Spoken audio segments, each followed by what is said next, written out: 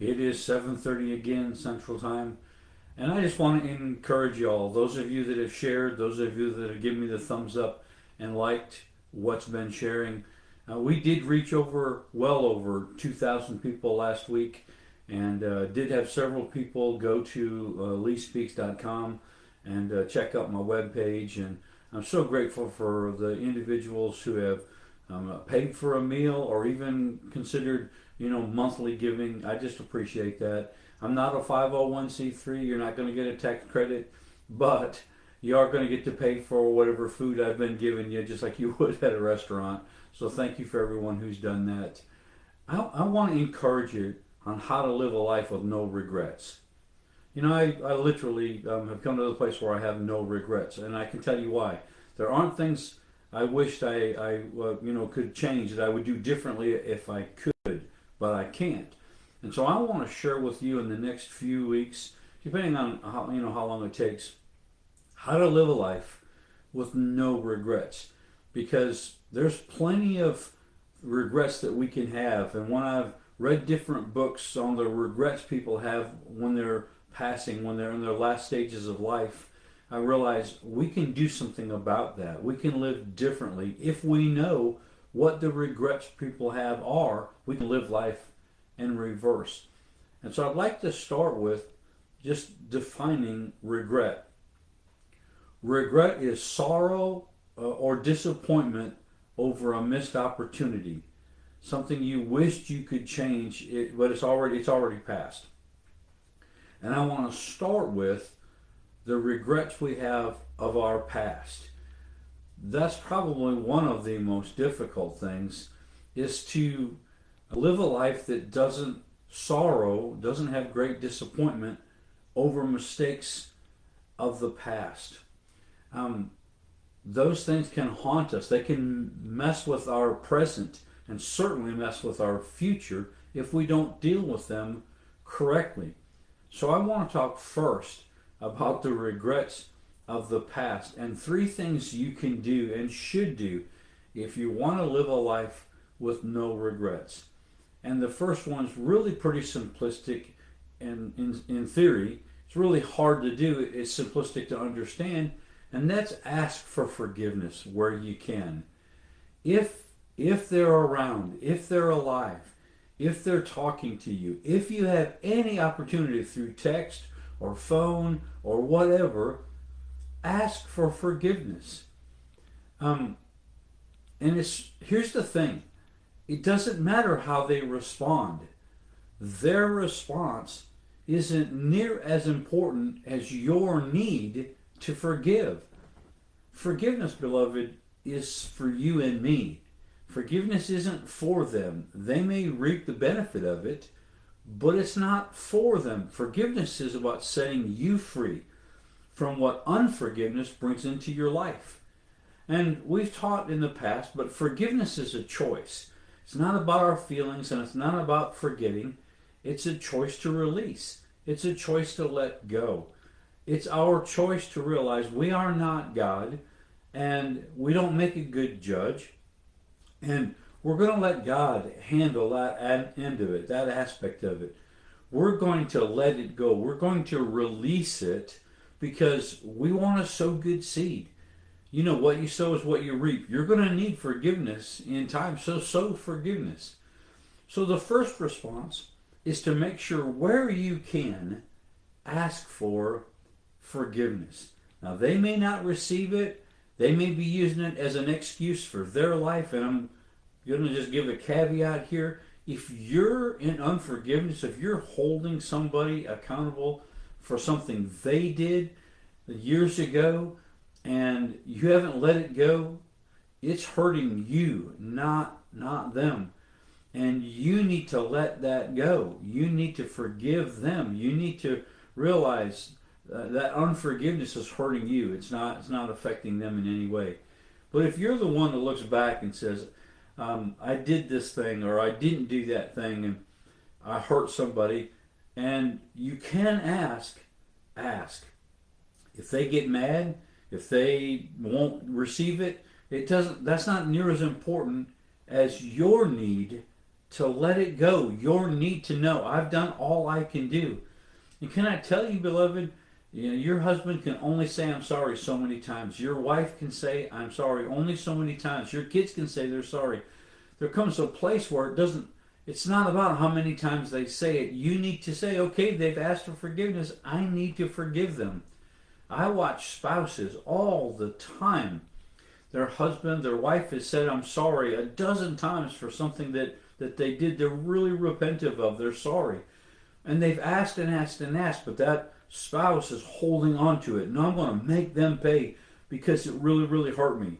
Well, I understand it hurt you, but unforgiveness is hurting you more. So ask forgiveness where you can. Number two, forgive yourself where you can't.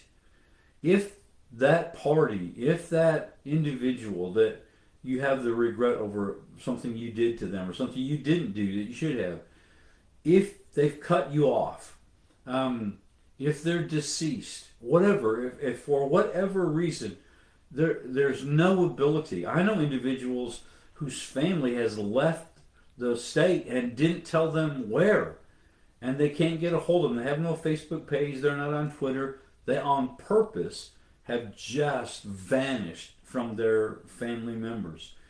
And so maybe you can't ask them to forgive you. But where you can't ask that, forgive yourself. Now here's the thing. God has forgiven you. If you've asked God to forgive you for those things you did in the past, God says He's forgiven you for all unrighteousness. So if God has forgiven you, you are not greater than God. If you're holding yourself hostage, if you're unwilling to forgive yourself, you're basically saying God is stupid, God is dumb, God's not smart, God doesn't know what He's doing. And you've put yourself in a place where you think you know better than God. So don't do that. You are not greater than God. If He has forgiven you, and He has forgiven you completely. Ephesians 4:32, be ye kind one to another, tenderhearted, forgiving one another, even as God for Christ's sake hath forgiven you. At the cross, Jesus paid for all of our sins, past, present, and future. You have been forgiven completely. So if God has forgiven you, forgive yourself. Let yourself off the hook. So forgive where you can. Where you can't, forgive yourself. And number three, let yourself off the hook. The truth is, all of us did the best we could with what we had and what we knew at the time. I wasn't a Christian when my kids were growing up, and then I became a Christian, and man, what was life for me just became rules for them. They hadn't given their heart to the Lord yet. We didn't go to those movies anymore, and for them it was just rules. And I didn't realize that they didn't have the understanding I had as a born again Christian. My whole life was changed, radically changed, and I wanted to serve God. And things I used to do, I didn't do anymore. And the way I wasn't anymore. And I realize now that there was a lot of things that just radically overnight changed from my family members, but they hadn't changed in their heart. And so everything I was wanting to do to please God, in essence to them just became no, we're not going there. No, we're not doing that. And so the thing about it is, though, is I did the best I could with what I had.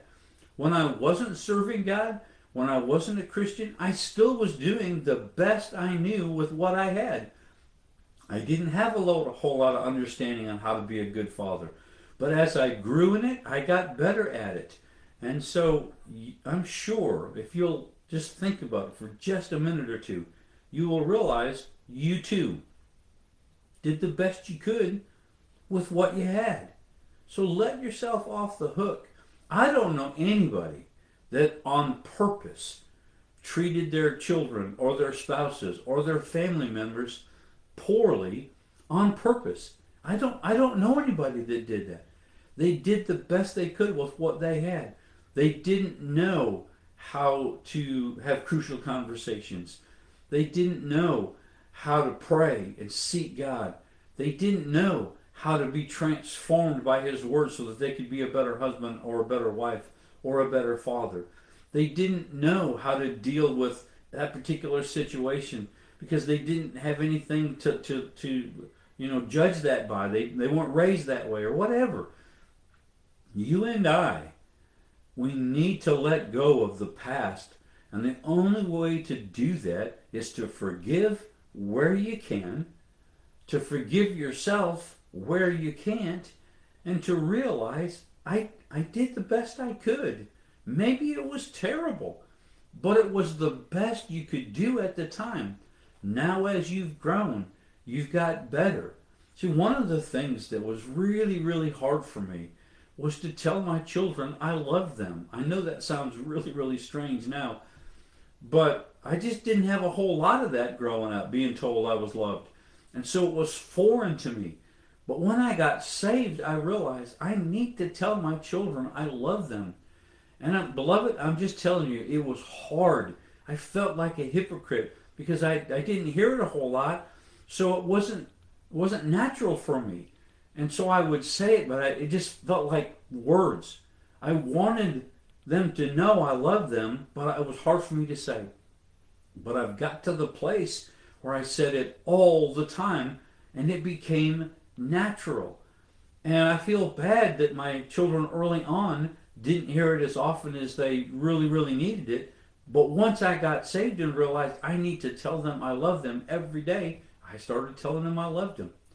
And then when my grandchildren came, they've heard, your papa loves you every time I've ever been in their presence. And so they've got to the place where they finish the sentence for me. I will say to them, hey, did you know? And they will say, Papa loves us. I say, yes, I sure do, big much. And so I learned, I grew, I changed. And there are things even now that I realize, man, I wish I would have known that. I'm reading a book right now called The Intentional Father. Incredible book about raising young men. And I'm thinking to myself, this guy wasn't even around then. I don't think he was even alive when I was raising kids. But anyway, I wish this book would have been around when I was a kid and somebody would have said, hey, you need to read this book so as a father you can be a better one. It would have helped me.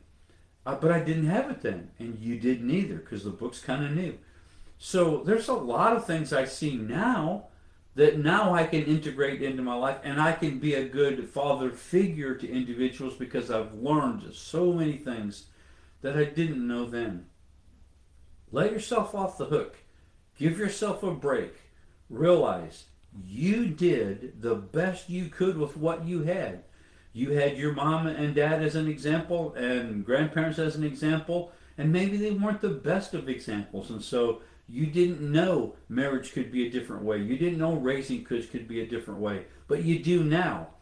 So forgive where you can, forgive yourself where you can't, and let yourself off the hook and realize the past is the past. I can do nothing about that except learn and grow, change, become better, and be a better person to your grandkids and the people around you. I truly have come to the place where I'm not going to let the enemy beat me up in the past of all the regrets of, being an alcoholic, being a drug addict, being these different things. I made those mistakes, but I was doing the best I could with what I had, and I didn't have a whole lot. And then my life changed, and I started growing and learning. And I'm not going to let the enemy beat me up over that. I can't do anything about that except repent to the people I can, and I have. Forgive myself where there aren't those opportunities because they won't let me in or they don't want to hear it or, they've cut me off so I can't contact them or whatever. And then to realize I did the best I could with the knowledge and the insight and the things I had in my hand at the time. I have a whole lot more at my disposal now than I did then. I didn't have the internet when I was growing up. All you had was books.